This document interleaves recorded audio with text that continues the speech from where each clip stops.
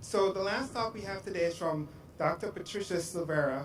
Um, Dr. Silveyra is an assistant professor at Penn State College of Medicine, where she leads a research team investigating the mechanism of lung inflammation and disease triggered by air pollution exposure. The title of our talk is Air Pollution and Environmental Justice.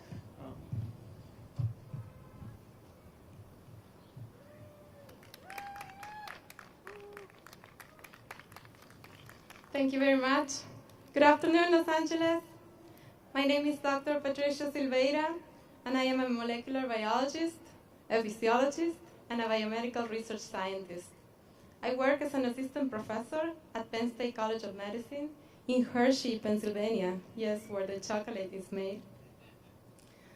I was born and raised in Argentina, where I went to college and graduate school and got my PhD. 10 years ago, right after getting my PhD, I left home and I moved to the United States to seek additional training as a biomedical researcher.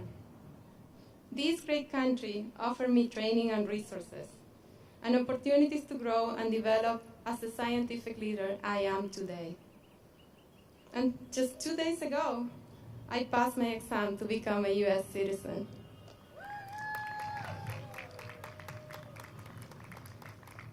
In my daily work, I lead a research laboratory at a medical center where I have trained more than a dozen students who have gone on into scientific or medical careers.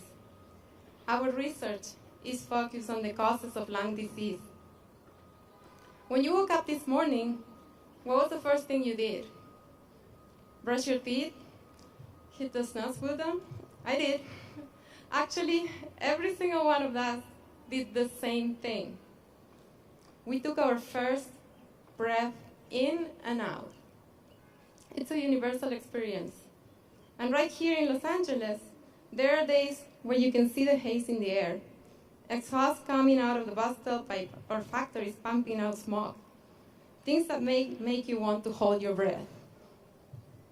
According to the American Lung Association State of the Air report, Los Angeles has one of the worst ozone pollution levels in the nation. This beautiful California sun actually makes more ozone gas when it blends with man-made emissions in the environment. I don't share this to scare you. I share it because we have the tools to live healthier lives. The product of science is evidence.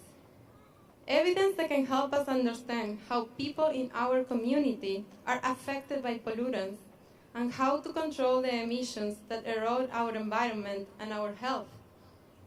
Science can cure diseases, bring environmental justice, and make life better for us all.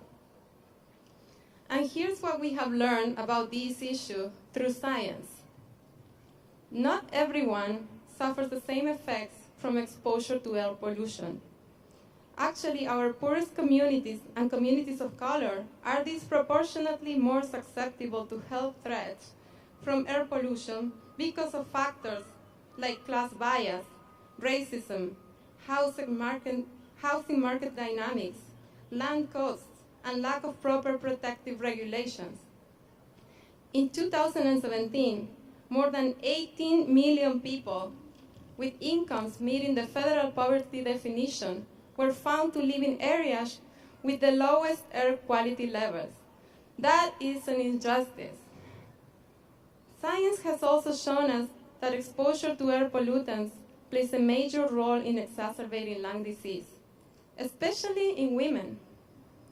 Gases like ozone and particles in the air we breathe can cause health complications such as asthma, COPD, lung cancer, cognitive problems, heart attacks, stroke, and premature death.